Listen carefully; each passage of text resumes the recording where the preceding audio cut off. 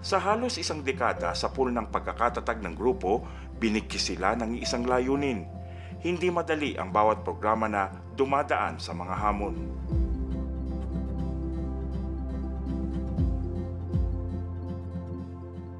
Nagmumultiply kayo, yung grupo. Maraming sumasakay doon sa pangarap mo, sa advokasya mo. Paano ka namang nakahimok na merong mga katulad mo din na naka-align sa ganyang misyon, sa ganyang advokasya? Siguro ang swerte ko lang dahil nagkataon na yung naging kaibigan ko at nakasama ko sa mga ganitong gawan, ito rin yung gusto nila.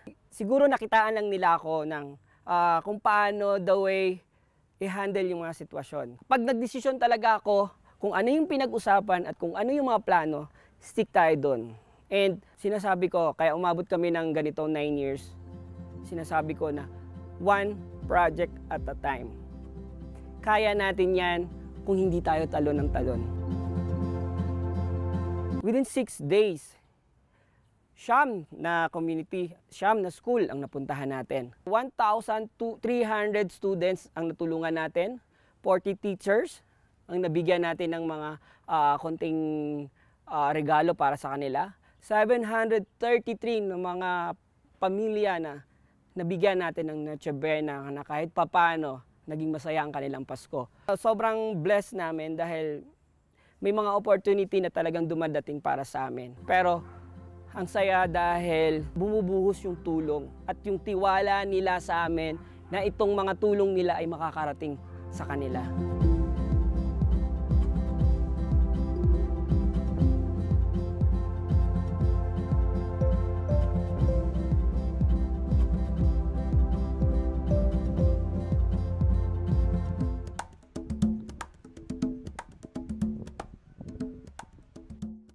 Hindi naging mahirap para kay Albert na makahikayat ng mga miyembro ng Akyat Aral dahil hindi mahirap maintindihan ang puso ng bawat miyembro ng grupo, ang magmahal sa kalikasan at magmalasakit din sa kapwa-tao.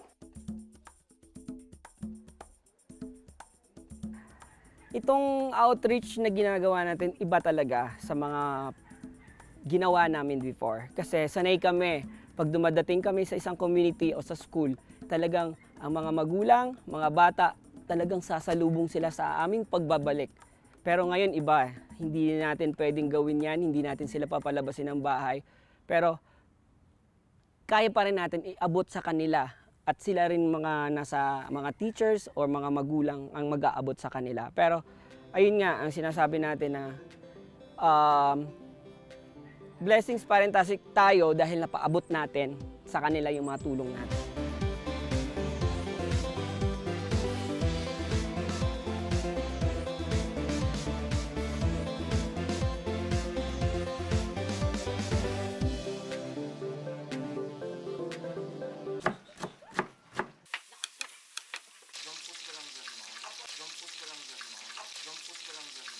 Parte ito siyempre ng ito ginagawa niyo sa Akyat Aral. Ano ito? Parte to siyempre nung pinakang mission din eh.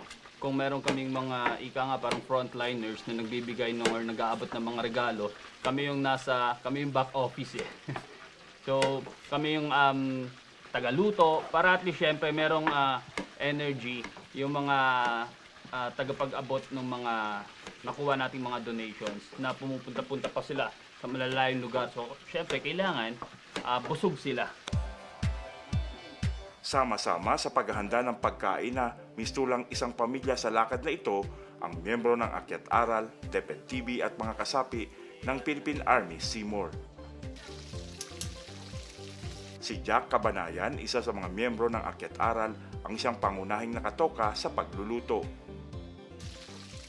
Nakakasama ko sa travel, punta ng isla, punta ng bundok, ganyan. Tapos parang tinanong ko, paano mag-volunteer dyan sa inyo?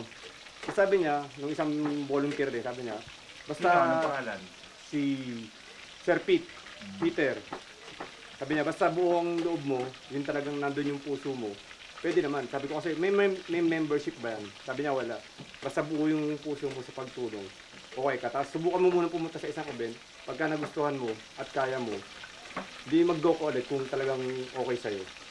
So yun, sinubukan ko. Yung unang sama ko, sa Mindoro, sa Sitio Latag. Ang trek nun, 6 to 7 hours magmula sa baba. Ayun, ang project namin doon, nung pumunta kami, naglagay kami ng solar panel. Kasi walang kuryente doon sa school eh. Solar panel, TV, school supply, tapos nagpa-feeding kami, nag-medical mission, tapos naggupit, nagpalaro sa mga bata. Ayun yung mga ginawa namin event doon sa Sitio Latag. Ayun yung first time ko. Magkatulong sila ni Jan Azores sa paghahanda ng pagkain ng lahat na kapwa mga lulong sa outdoor activity gaya sa pag-akyat sa bundok. Yun ang maganda eh, aside sa nag-e-enjoy kami na habang umaakyat, mas masarap siyang gawin kasi alam naming with a purpose yung mga nagiging travels and akyat namin. So mas nagiging meaningful siya. Hindi lang dahil masaya na magkakasama kami, pero dahil magkakasama rin kaming nakakatulong, especially doon sa mga kabataan. Sina Nico, Joy at Margie sabay din sa pagtulong para sa mga inihanda sa inilulutong pagsasaluhan. Parang paghahanda ng pagkain ang kanilang pinagsaluhang advokasya ng kanilang grupo dito sa Akyat Aral. Sama-sama sila sa pagbibigay handog sa mga bata at guro sa ngalan ng edukasyon. Ako po kasi first time at pangalawa ko na pong sama sa Akyat Aral. Nung that time ng unang kasama ko is medyo nahihiya po ako kasi nga po first time, then walang kakilala. Pero nung mula na po yung pagsama, pagsali, pero doon po ako mas nag-enjoy kasi yung mga taong grupo na sinasamahan ko is mababait po. Tapos nirespeto. Kumbaga, hindi ka nila tinitreat na iba ka kasi po Akyat Aral is a family, like a family. Parang ako, since it's Akyat Aral, parang gusto ko yung advocacy nila din na nagbibigay ng school supplies and books. So since may pandemya, di nakakapunta ng school yung kids. So ang pinakamahirap ituro sa kanila is yung gustuhing matuto. Pag nasa loob ka kasi ng bahay at bata ka, gusto mong maglaro. Since Akyat Aral, namimigay kami ng libro, nandun pa rin ako dun sa advocacy ko na mamigay ng books. These are story books para magkaroon sila ng interest in stories, creativity.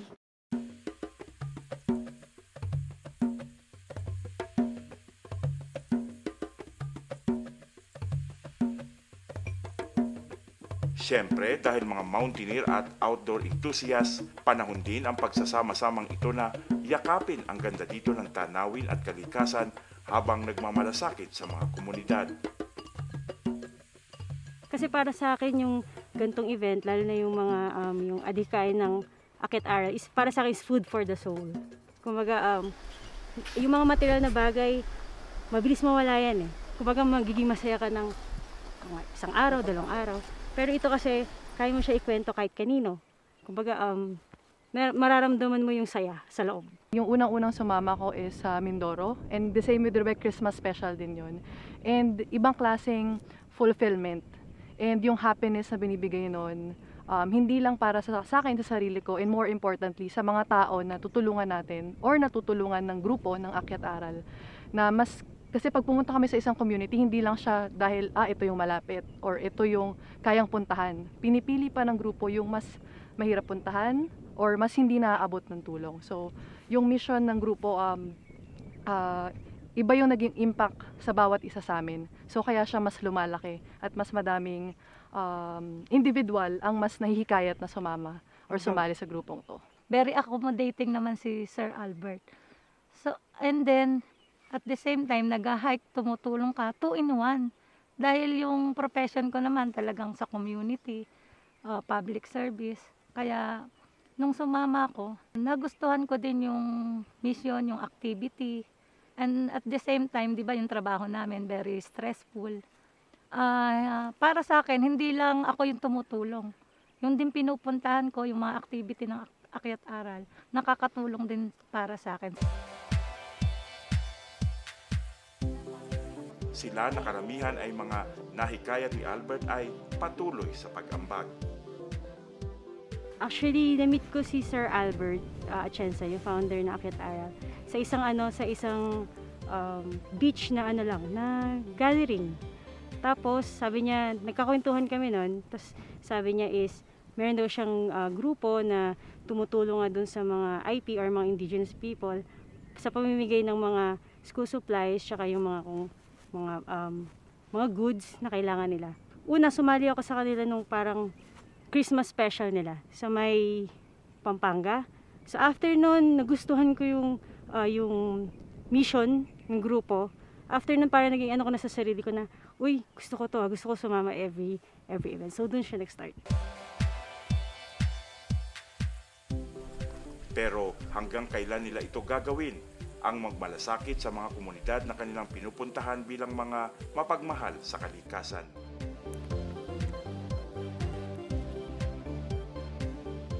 Ako po, para sa sarili ko, lifetime na to eh. As mentioned, yung self-fulfillment, yung happiness within yourself. And as sabi nga nila Ma'am Rocky at ni Rubek, it's a food for the soul. Na hindi lang kami yung nakatulong sa totoong sitwasyon or senaryo, mas natutulungan kami ng mga komunidad na napuntahan namin dahil mas marami kaming natututunan, mas nagiging inspirasyon sila para sa amin or sa bawat isa sa amin.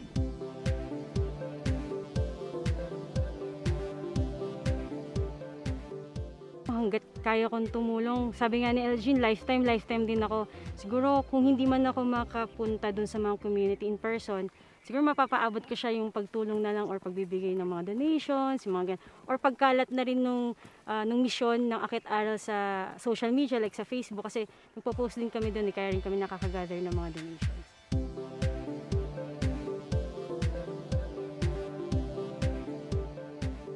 Kahit naman hindi ko na kaya, hindi na kaya ng katawan ko, I think patuloy ko pa rin siyang gagawin.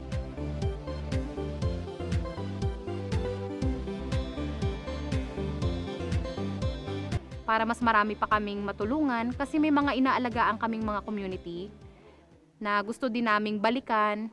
May mga pinatayo kaming library, may mga pinagawa kaming mga water system na kakamustahin namin yung mga tao dun sa community na yon kasi doon namin nararamdaman yung totoong kaligayahan dahil sobra yung pasasalamat nila sa amin sa pagpunta namin sa kanila at pagtulong.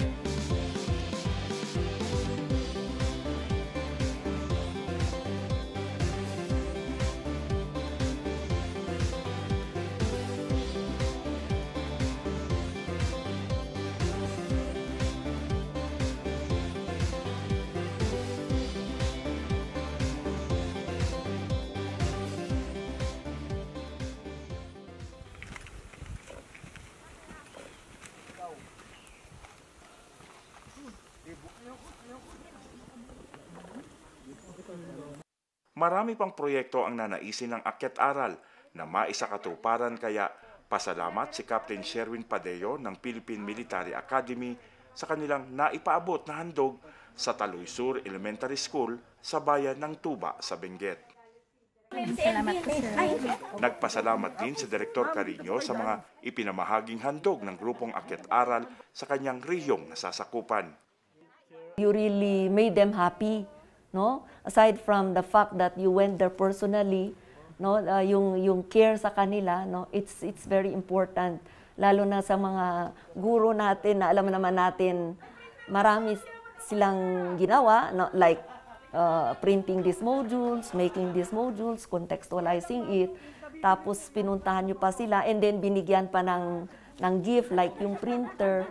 Importante yung printer sa teacher kasi yung mga guro natin, ang gusto nila, kung ano man yung dapat mapunta sa learners nila, ay mapupunta. So they do not like their learners to be left behind sa mga module. So binigyan nyo sila ng printer, masayang-masaya na sila doon.